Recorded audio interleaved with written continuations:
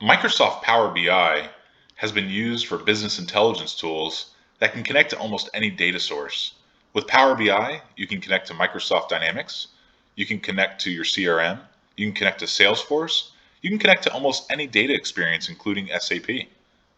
Power BI allows you to build tools and then store those specific tools for business intelligence into a reporting repository.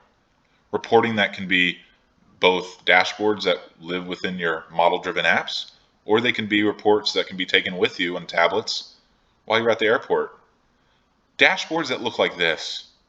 In this dashboard built by DXC Technology, you can see that they've put together inventory lists, as well as you can create different user type of experiences that are more geospatial in nature or more interactive. In this case here, we could click on specific tiles that'll pull up the exact locations of those clicks, and you can see that different charts change based on those analytics.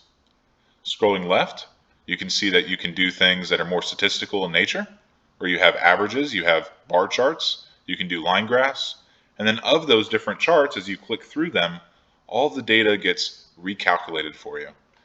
Building Power BI dashboards is something that comes with the Microsoft Cloud and doesn't rely an entire amount of significant investment. It just requires a team of internal information technologists that want to build out these dashboards specifically for your business to help you scale and help your company grow.